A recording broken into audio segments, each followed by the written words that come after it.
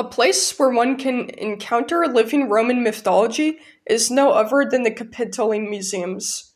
Walking up from Palazzo Venezia and Daraccioli, visitors can come face to face with Marcus Aurelius on a horse, who gestures out to the city behind you and beckons you to consider the vastness of the city and its history. The statue serves as an imposing but fitting introduction to the museum.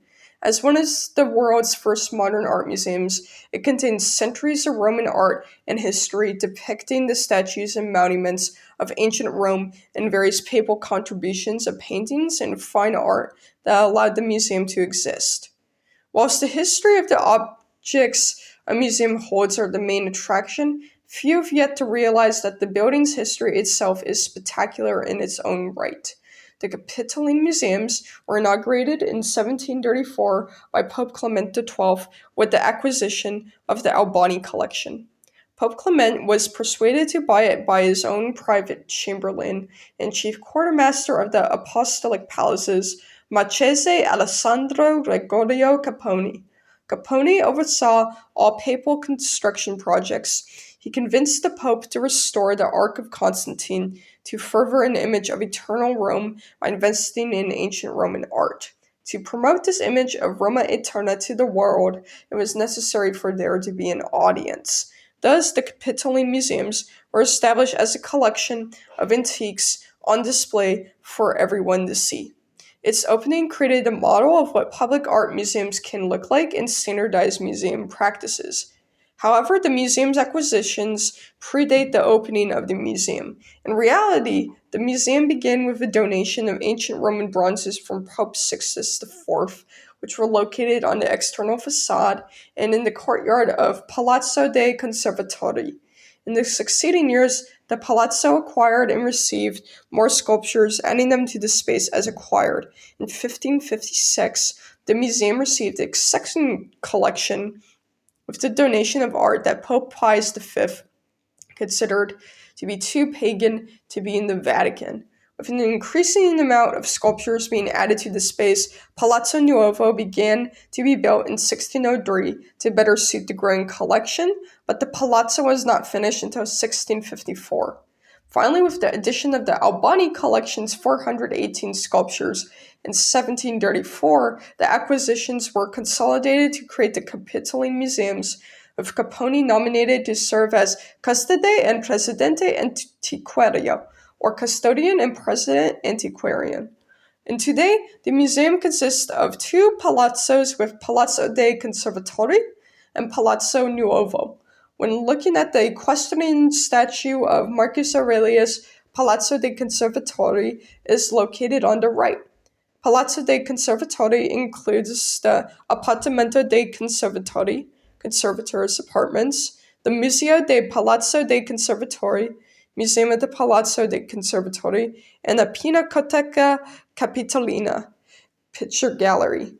Connected to the upper floor of Palazzo dei Conservatori is Palazzo Clementino Caffarelli, containing the hall of frescoes, the Medagliere, a collection of Roman, medieval, and modern coins and medals, and the possessions of the Caffarelli family. Located to the left of Marcus Aurelius is Palazzo Nuovo, which houses the works that did not fit into Palazzo dei Conservatori.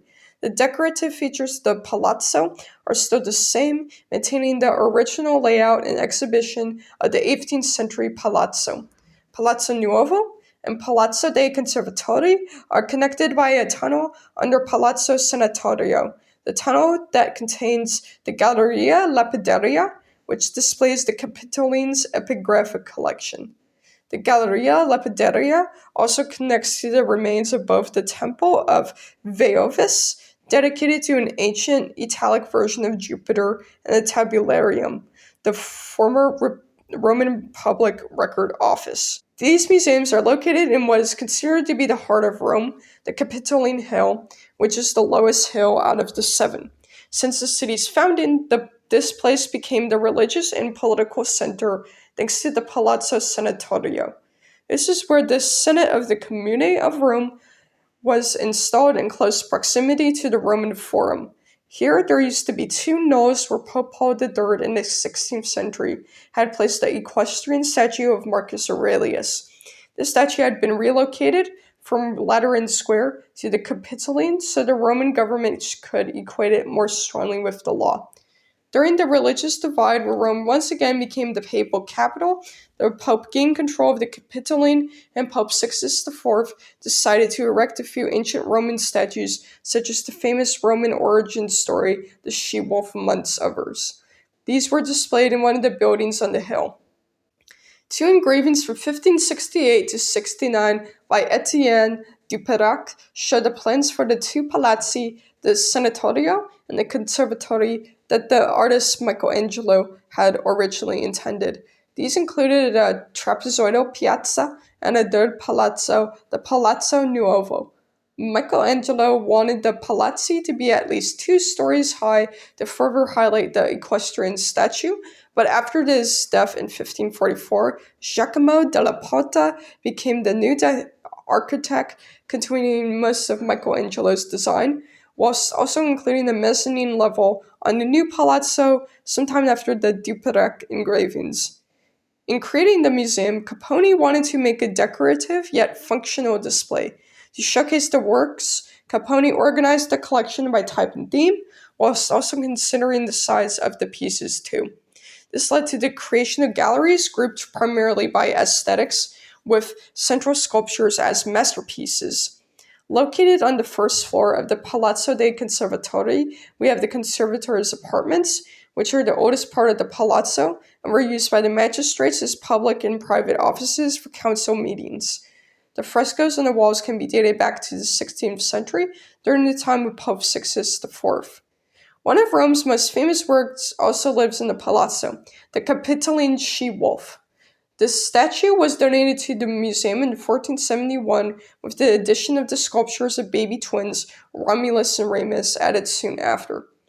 The dating of the she-wolf is highly contested by scholars, but it is believed to originate from the 5th century Etruscan or Magna Graecia workshop. The she-wolf was originally in its own room, the Sala della Lupa, surrounded by fragmented early 16th century frescoes by Jacopo Riponda. The room also contains a piece of marble placed from the Consular and Triumphal Fasti, which lists the names of important magistrates and victors of ancient Rome, which date back to the 19th century BCE. At the time of making this video, the statue has now been relocated to an exedra built by Carlo Iamonino in 2005, with the other historic bronzes in the collection putting centuries of history in one room. Pope Benedict XIV founded the picture gallery in Palazzo dei Conservatori, adding at least 60 pieces from the Sacchetti and Pio di Savoia collections. In addition to works by da Contora, Rubens, Titian, and Reni, the picture gallery has 2 Caravaggios, one of which being St. John the Baptist. St. John the Baptist was made in 1602, and little is known about the commission, but the painting was paid for by and in the possession of Ciriaco Mattei the same year. Eventually, the painting was in the Pio di Savoia collection, bought by Pope Benedict. While the piece is titled St. John the Baptist, many of the traditional religious identifications to St. John are missing, causing scholars to question if the subject even is St. John, especially due to the rarity of seeing St. John fully nude. Here we have the most recent addition to the 2 other palazzi, the Palazzo Nuovo, whose name finally translates to New Palace. It mainly contains statues from the Albani collection, with themed halls such as emperors, philosophers, etc., and even entire rooms for one prize item. One of these is the Gabinetto della Venere, which contains a slightly larger-than-life statue of Venus. This Parian marble statue was found near the Basilica of San Vitale around 1667 to 70 and was donated to the Capitoline by Pope Benedict XIV. It is based on the Aphrodite of Knidos created by Greek sculptor Praxiteles, of which there were 2 versions of the statue, one clothed and the other nude. The nude statue became famous as Modest Venus, resulting in many copies like the Capitoline Venus. Whilst the statue itself is a copy, many reproductions of the Capitoline statue are nearby. The pose of the statue is meant to represent Venus coming out of her bath, loosely covering herself in a moment of deep contemplation. Her facial expression is neutral, with soft features, a style that was copied over 100 times. The Hall of Emperors and the Hall of Philosophers are highlights of the museum. The former contains busts of various Roman emperors and their family members.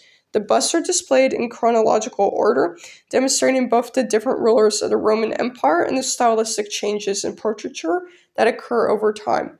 The latter is similar to the Hall of Emperors in organization, but with Greek poets, philosophers, and orators. Many of the busts are later reproductions of their portraits popular in Roman times for decorative purposes. Finally, we have a hall that has been misnumbered for gladiator, for the central figure was mistaken for a wounded gladiator falling on his shield. This figure is actually a dying Gaul, a barbarian in his final moments who can be identified by his ethnic features, messy hair, mustache, and torques, a type of necklace. It became the most famous work of these collections, often reproduced in drawings. This statue was acquired through the Ludovisi family, who probably found it on the grounds of their villa. The villa was located on Caesar's Horti and passed into the hands of the historian Sallustius. The image of the wound, along with the Gauls' refusal to submit to death, show the warrior-like spirit still remaining in him.